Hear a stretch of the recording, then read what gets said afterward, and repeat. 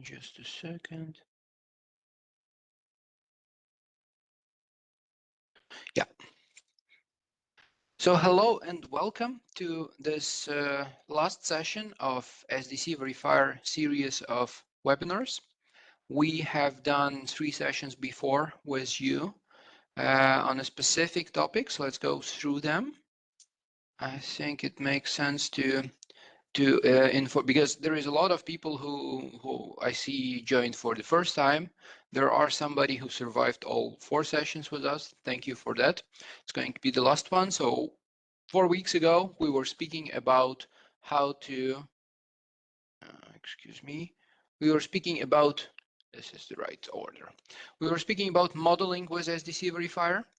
Then a week after, we were discussing how to apply the loads and boundary conditions and solve them with SDC Verifier and Simcenter Nastran embed into a new SDC Verifier product.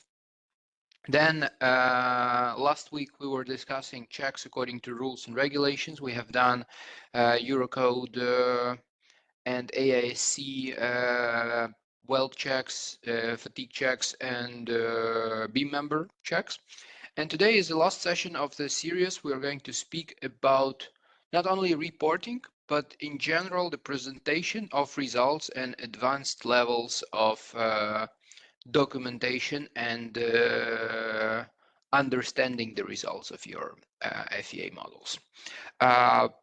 As usual, during these presentations, I'm going to use new product SDC Verifier independent interface, which does not need any direct connection with ANSYS, FEMAP, or Simcenter, but most of the functionality or all of the functionality I'm showing today is available also for our products for FEA. So you'll see some handy for that as well. And last thing from the introduction, to the attendees of this webinar, we are offering a free 3 months license for evaluation of this new product. So if you're willing to work with new SDC Verifier software, this is your chance to get a license for the software for free. So let's go to SDC Verifier interface. This is the model we have worked with you for the past weeks. We have built a simple beams and plates elements tower with a deck on top. We have applied some loads to this model, so a couple of different loading conditions and constraints. We have solved that with Simcenter Nastran. We did AISC member check and Eurocode fatigue check. And today is the day we are going to take a deeper look on the results and see how to present the results. So first of all, in SDC Verifier, so in the job itself, you are able to preview the general results. We have created some of them over those past weeks. So if you are going to take a look on, for example, on loading groups, on the envelope load group, we have created some plots as well. We have created some plots on a vertical force and gravity load to see the stresses of that. And they are also all grouped together in the plots section. So in one click, it's actually 2 clicks. So you execute the right click on any of those plots. Let's say absolute equivalent stress on the load group. So how to read these titles? It's absolute stress equivalent in load group 2 on full model on all entities with the view 1 and total absolute maximum value. So if I click execute the right click here and click on preview, SDC Verifier will generate a plot. So we see that this model has a bit of a overstress in this I-beams at the bottom. We have a legend on the right, which shows us the stress levels. We have a certain view at the model. So if I click on preview again, we take a look on the model at a certain angle. So if you want to adjust any of this, you can right click and select edit. And you can modify multiple different parameters here. So first of all, the load for which you're going to show this result. So if you click on this button, you can plot this results for any individual load set, or loading group. Category, any kind of output can be plotted. So multiple of them are listed here general stresses or displacements, but also well stresses, hotspot stresses, forces, and much more. Directions, if you need to plot over a direction. Parameter, do you want to show maximum, minimum, absolute, or maximum delta values? And then points of interest, which end, if it's a beam element. And again, type, is it minimum, maximum, absolute maximum, or average? And the view. Within the view, what is view in SDC Verifier? It's the way you are looking at your model. I'm going to show a couple of settings of the view. So if you click on edit in here, you will see this edit view window where you can adjust the way you're looking at the model. In a simple, you can either enter the coordinates, but nobody does that. You can also change the rotation angle or change the view, the zoom in and zoom out on the graphical interface of the model, and then just press get. And SDC Verifier is getting a new position of the adjusted position of this load. You can turn on and off fillet edges, thicknesses, offsets, and all the other stuff, as well as adjust the style. And what we're also interested here are the legend settings. So in advanced settings, you can define how to plot this. So what would be the steps in the legend and how is that going to look? By default, there is a settings, so to use it from legend, on which if you would click, you will see all the parameters are usually automatic with 12 levels in general format. But we have already adjusted something in the past sessions, so we can see that stresses are 13 levels from 0 to 260 to have a nice level of 240. If it's orange, it's just okay for yield strengths of 240 megapascals, but red is already above the allowable. What we can also do is to adjust it for displacements here, for example. So we can still do automatic, but we can change the number format, for example, to exponent. We can set a specific value that we want to use, as well as we can adjust number format in the settings of number format. I'll show that later on a table. So here you are able to adjust the amount of levels and the values. You can also set user-defined values or min-max, maximum threshold, and so on. I'm just going to, and of course it can be stored. You can also keep it in the library, so you save it once and forever for all of your projects, and even sharing with a colleague if necessary. So also there are some settings for the specific parameters of the view, like to shrink elements or to define some specific colors if you don't like some, and so on. When the view settings are defined, you just press OK and keep this view for all the parameters.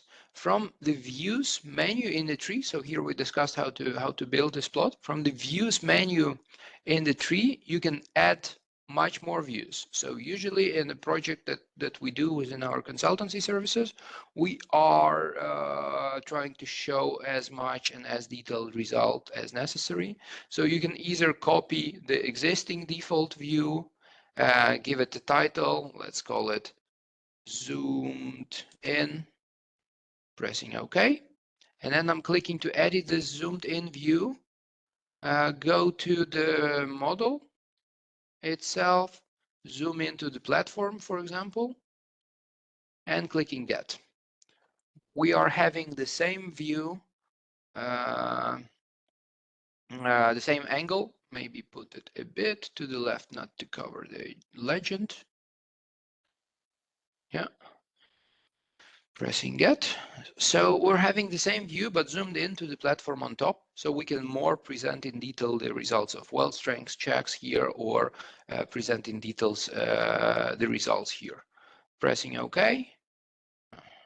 Pressing OK, and also we can do another views, for example, to see it from the bottom. So, but that explains the logic, I hope. We have other plots like displacement plot over here also, what I have mentioned. So if I click preview on this displacement plot, it's when it was a view 1, it will zoom us back to view 1. So you remember, those of you who attended the previous sessions, we have applied distributed force on top on this deck. So that's where our displacements, biggest displacements are appearing, and pretty obviously where it's not supported, it's the biggest displacement of 6 millimeters maximum in these areas. You can also show deformed value with a certain, this is a nice picture.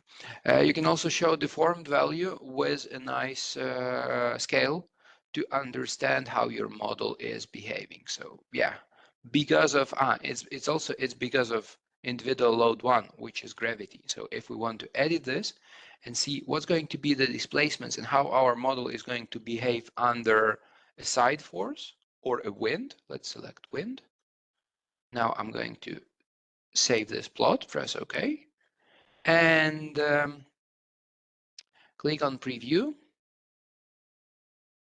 These are the displacements from wind. So wind in X direction that we are having. And if I put on the scaled model, we see that 5 millimeters displacement in the side direction is caused by this wind load. Yeah, so pictures are looking good. I also want to take a look on the side force. Having the same for the side force, pressing OK.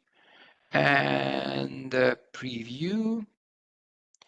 Why it's not deformed by detail, and I have to deform it by this button, because in the view settings, if I go back to default view, select edit, there should be a definition for deformed model somehow. Import all settings, model style hidden. Not sure if we have here. Show deformation. Here it is.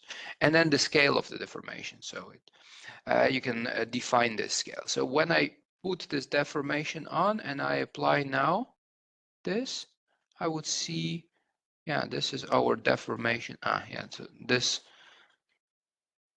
plate that we have applied a side force to is basically getting deformed and opened and lifts up the part here. I'll go back to the view, not to spoil my stress plots, and I'm going to change back no deformation, pressing OK. Preview again. Yes.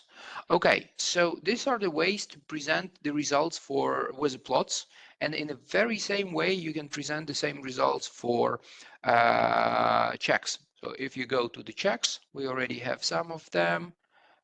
For example, AISC beam member check, and here in overall we have some plots stored. Overall utilization factor on load group 2.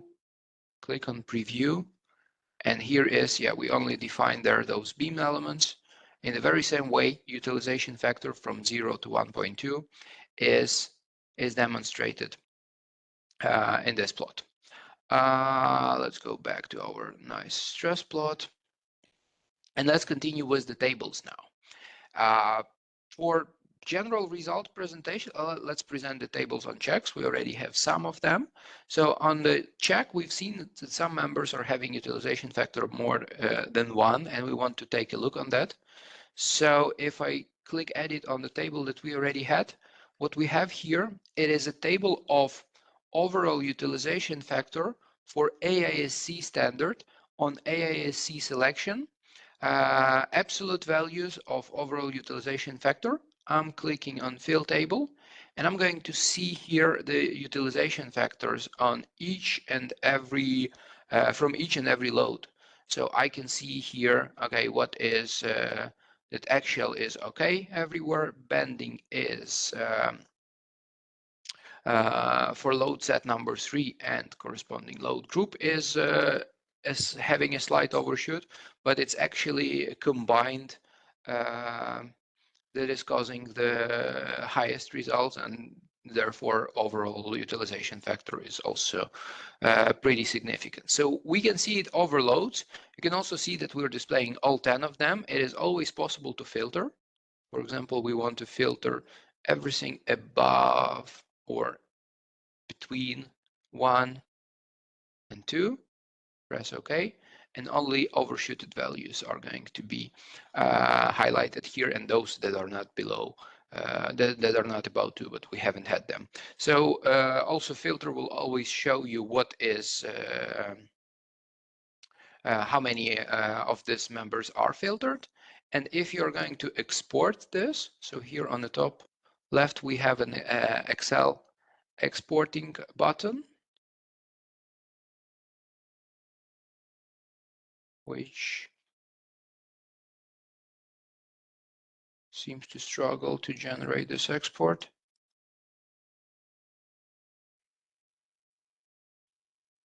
Okay, this is something weird.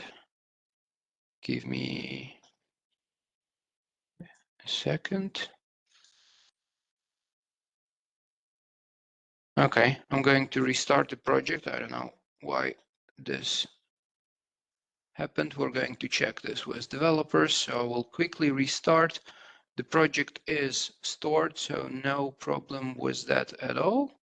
And then if I am so starting this project back again, I'll check this export item, and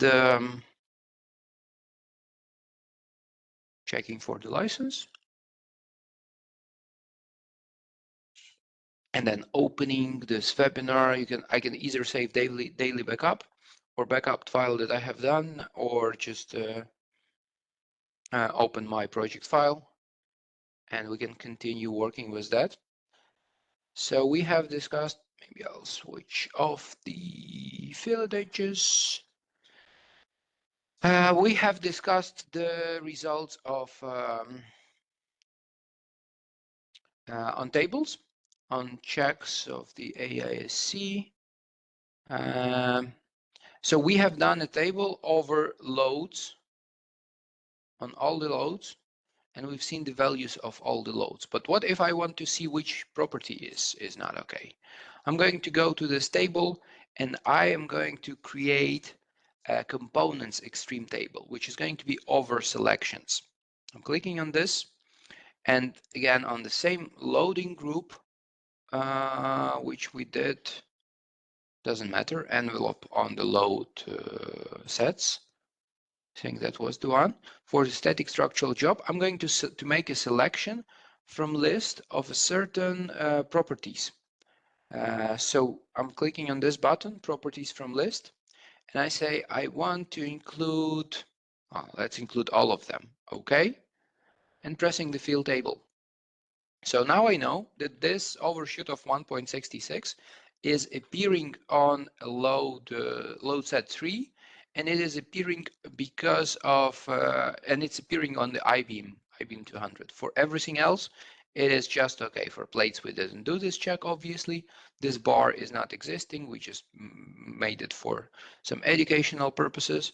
And this I-beam is the only one that is not passing the check. So we can do some design optimization on this. Maybe that's something for me to present for the future. Okay, I'm going to store this table too. It is saved here.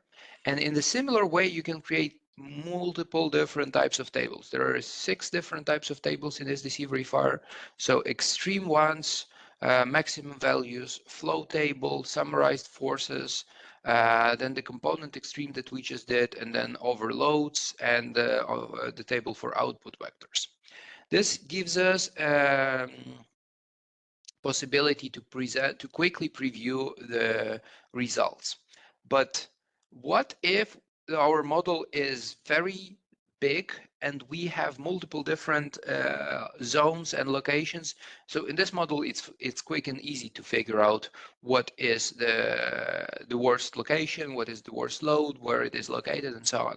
But sometimes our finite element models are huge. It's millions of elements. It's tens of locations where you are not sure of where to look for the bad results and so on.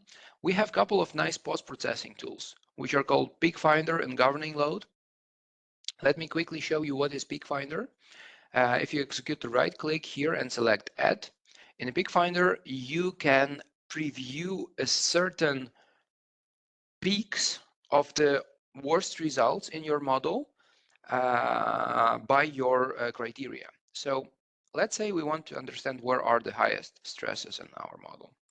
Stress peak finder. I can either build it based on load or based on check. If it's on load, so yeah, I'll keep the equivalent stress. If it's a check, I can select those utilization factor from checks or parameters from checks that I have created in my project. Let's make it simple stress. And then what do we want to see? A certain number of worst elements, certain percentage of worst elements. So you can say, okay, I want to see 5% of maximum absolute values for stresses. Or I want to see 5 worst elements. Or I just want to see everything in the range from 2. So, or more than 1, right? If I'm selecting this, pressing OK, peak finder is created. And I can click on this button here on the table to see those peaks actually. And then I can define a group for which I want to see those peaks and press fill, and it will highlight for me the zone of this peak finder. So it will show me that load set 3, which we already know is causing this stresses, and highest stress is 262 megapascals, and I can preview that. I click on preview. Oh, this is just a second. I will open this and open. Yeah. So I'm over here. I can fill in this table. Press OK, press OK. If I will take a look on this, so here it is highlighting to me this highest value. It is appearing in this specific corner. And the same thing you can do with a similar tool for understanding the behavior of your model is governing load. Governing load helps us to understand which loads are causing this crucial result.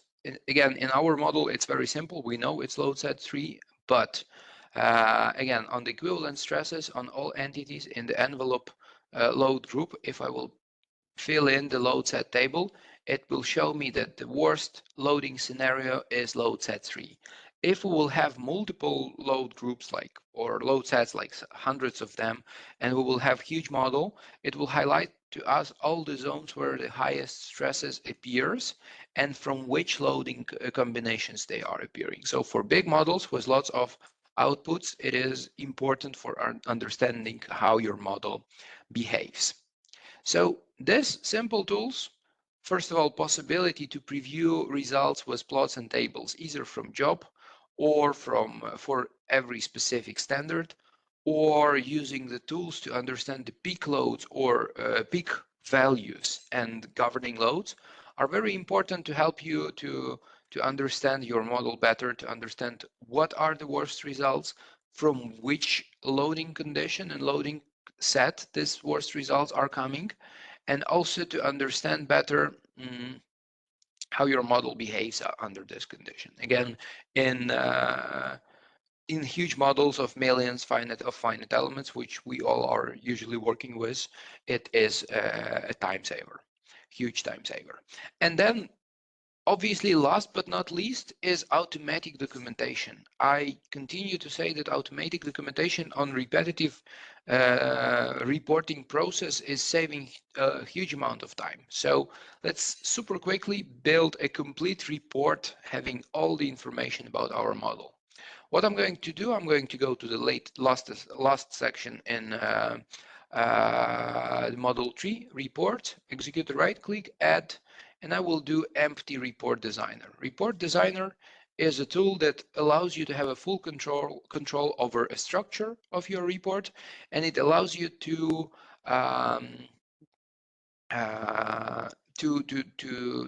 design the report in the way that you would like to.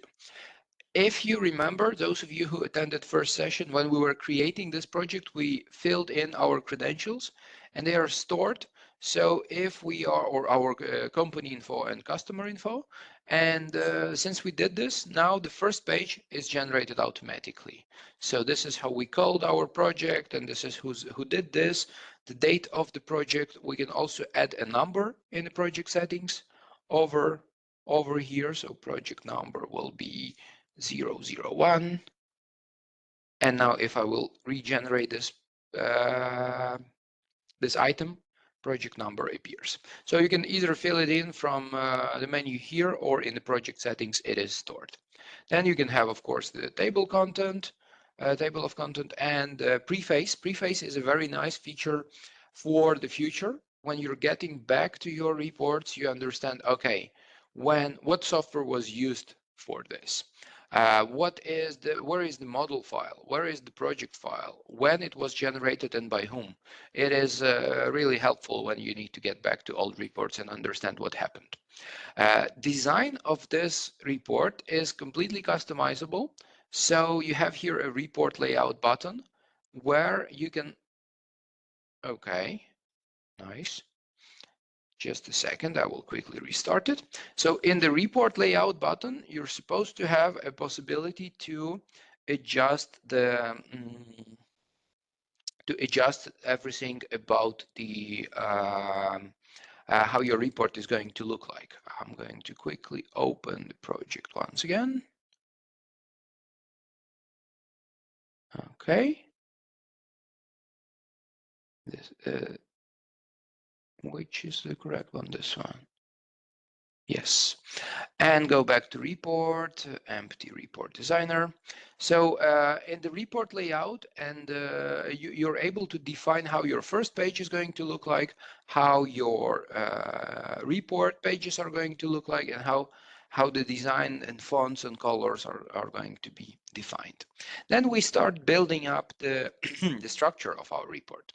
So what we're going to start with is explanation of how our model is built. We go to next chapter, which is insert. Maybe we'll go back to settings slightly. Let's do it slightly later when we will be in the tables section. We go to insert and we define a model setup. And what I want to include is complete explanation of model. So I go to full chapter and I just select this item, full chapter. It was, yeah, it's better to keep it here. So I just drag and drop items over the structure of my report. And here I have everything, full explanation of my materials, properties, components. I have a couple of them for AISC selection. I have my loads, constraints, and coefficients explained, like wind, wave, drag coefficients, and the shapes of the wave. I can exclude coefficients because we didn't do much on that. I can either right click and remove, or just if I think I might find it useful in the future, I just exclude this by removing this check mark. Every chapter has a description of everything. So let's generate the properties chapter. I click on generate, and SDC Verifier starts using this graphical interface to build the plots. So it takes, I don't know, 10 to 15 seconds to generate 10 to 15 pages of those this chapter of model setup. So what we would have here in the properties, I will first have a property summary. So what properties are here, how much elements of each property I have, what material is assigned to this property, what is the mass, and what is the center of gravity of the of every property and overall. So we have built a 13-ton model with a center of gravity X, Y, Z. I don't know if, yeah, so 1.5, 1.5, and 9-meter height. Pretty high center of gravity in this for this model. We can also have properties label plot when every property is highlighted. If you like it or not, you can add it or remove. So it explains what are the properties and shows that with a color. Plate thickness plot indicating the plate thicknesses. Beam bar releases, we don't have any releases, so we can exclude this for now. And then explanation of each and every property. So what are the geometrical characteristics and where it is located in the model for this box, for I-beams that we have defined, for tubular members, for 10 millimeter thickness plate and 6 millimeter thickness plate. So everything about how we designed our model 4 weeks ago is in here. And for this bar, there is no elements of that. You can see it in property summary. There is no elements of that bar, so we can exclude it for now. The same we can do with FEM loads, explanation of every load, explanation of every boundary condition. So this helps a lot to explain to your customer or your colleague how your model was built, how it was designed. Then we go to, now we're going to include some results. So we go to the next section, and here we are able to start adding up plots and tables. Let's include a stress plot and stress table for every load that we have. To do this, we select criteria plot, and now we need to define loads. I go to count, and I select all individual loads, all load sets, and all load groups by these buttons. It is defined. Stresses, absolute, with no labels, in a default view, equivalent, total, point of interest on all entities. Press OK, and complete structure of my loading conditions has been created. For every individual load, for every load set, for every load group, I have added a stress plot. Now I want to put a stress, so if I click on generate this, within a second, I'm having a stress plot from gravity. It's close to nothing, close to zero.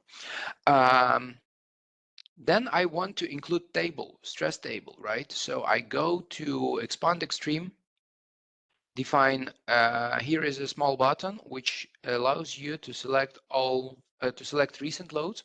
So here you can see my recent selection. I'm pressing on it again. For all 12 loads, for stresses, short table on all entities, pressing OK, and the table has been created. I press on generate, and I can set a settings of break page before to yes or no. If I define it to no, then I will have my table right below the stress plot. And what I really don't like here is the way it is shown. So what I'm going to do, I'm going to adjust the settings.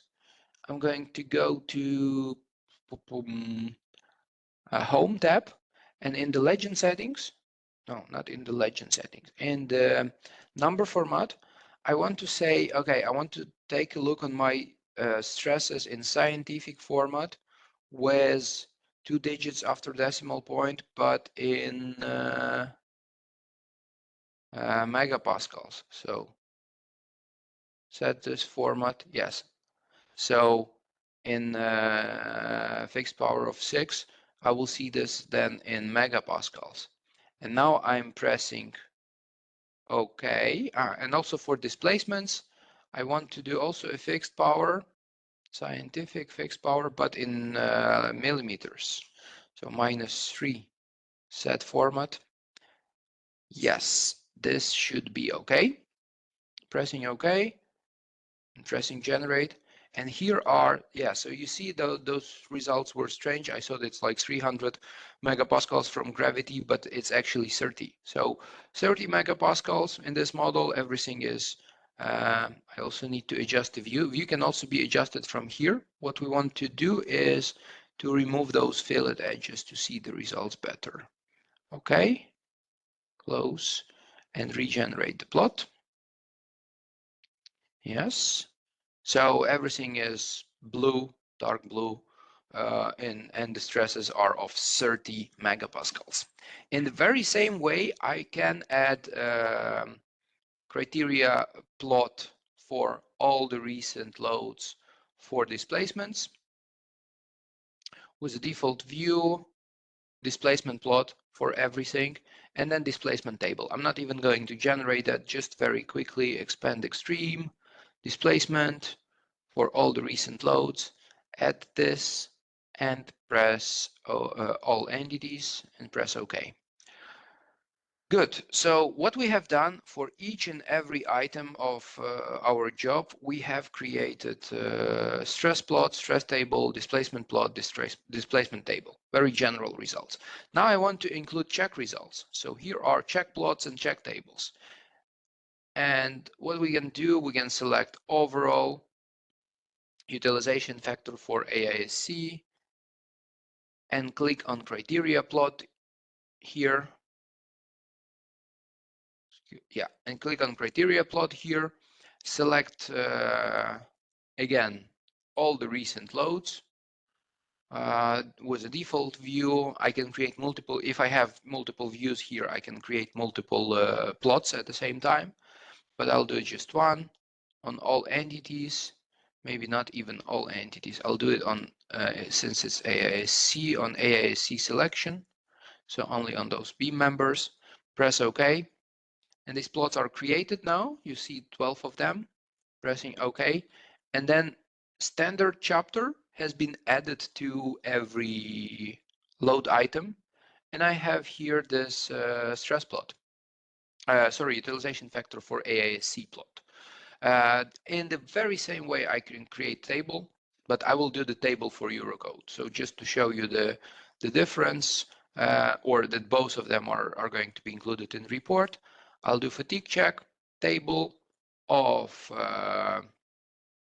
fatigue check can be also done on only done on a fatigue group. So it's automatically selected. Extreme value,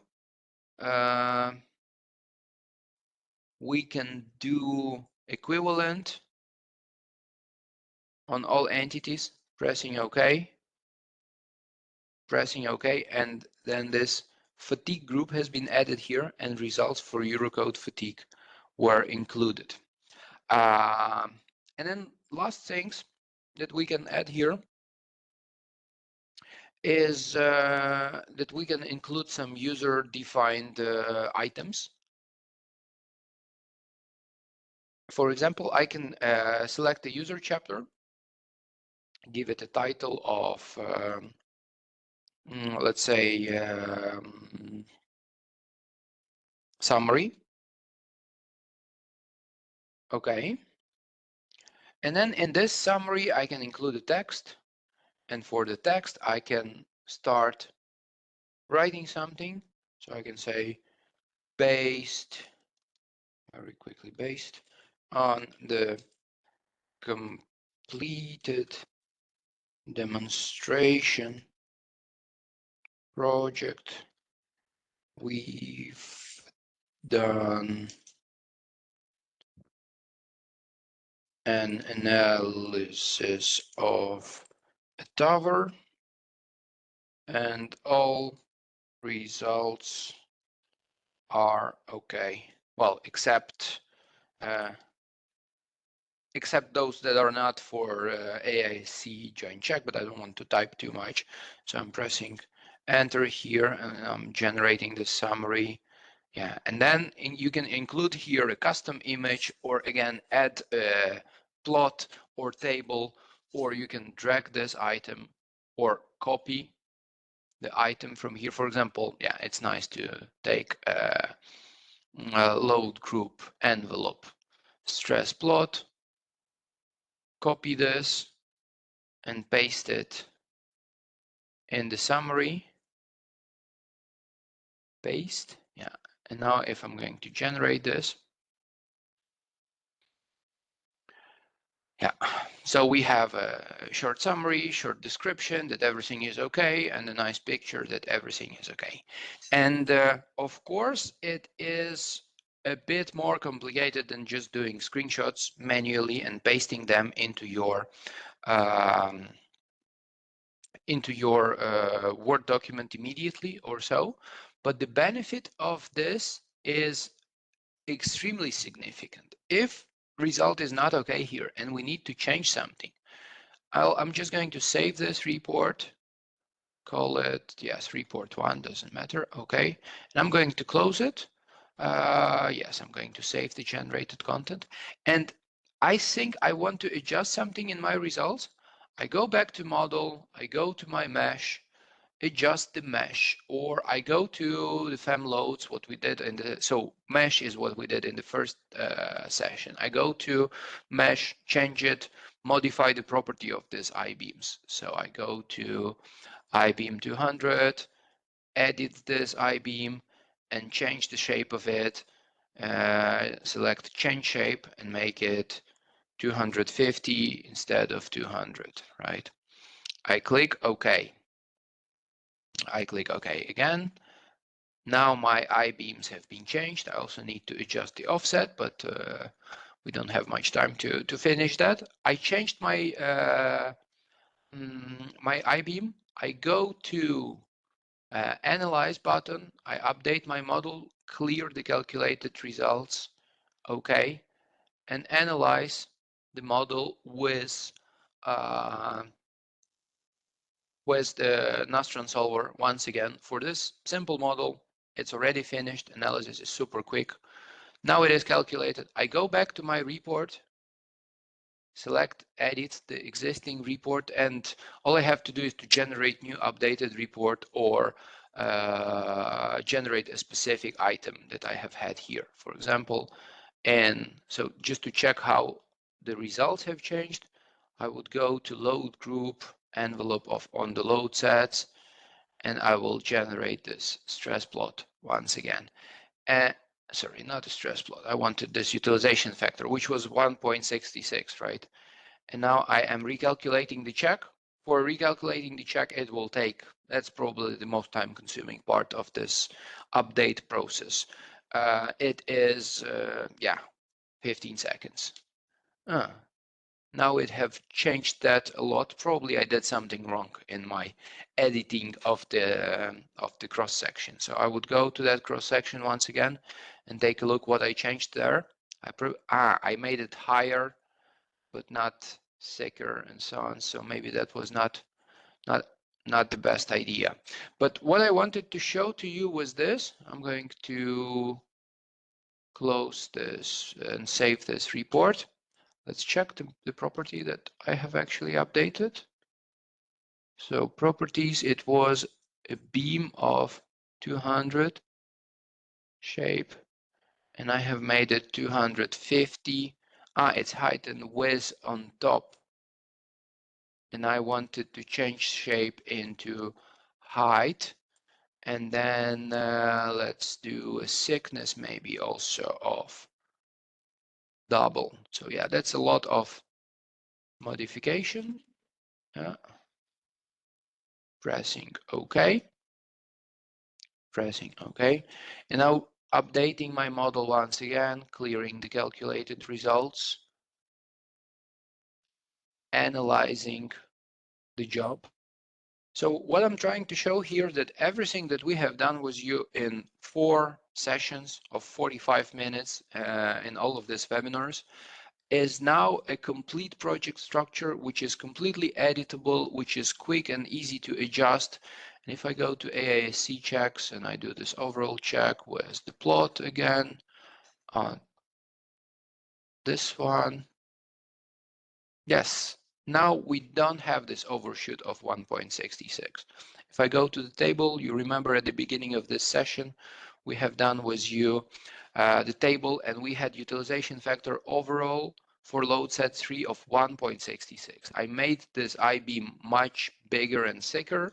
Obviously, it's a waste of material and overuse of material, but for demonstrational purposes, this is how quickly and easily, even with one mistake, I have updated everything. So it was maybe 6 minutes that I did one wrong assumption, and then I did one correct assumption, and I have avoided the overshoot according to AISC in this model. And all I have to do now is to go to report, click edit, click generate everything, and export to Word document, and I have a complete 82 pages Word document that has a complete description of my model. And if my customer is saying, no, you're crazy, you have used 250 millimeters box property, actually I haven't, I-beam property, which is a waste of material and we are not going to use that, I'm going to change that into something else, either by modifying myself or by using SDC Verifier optimization. I think we'll do another session on optimization somewhere soon. So SDC Verifier is a solution that helps you not only to build and analyze the model and present the results according to checks. And the main thing that our users are utilizing is standards. But it also helps you to build a healthy and automated workflow, which is very helpful for repetitive changes, for design modifications, adjustments, understanding of your model, and using the full power of simulation to design better products faster and more effectively. With this, I would like to conclude the session, the last webinar session. You can find a lot more information on SDC Verifier on our YouTube, on our website. Feel free to connect with me on LinkedIn. I'm posting a lot of convenient, a lot of interesting informations and educational content regularly. And I would like to remind you that if you're willing to try this software for yourself for free for 3 months, we are now, that's basically a last call. We are let's say this week is the last time you can request this free license.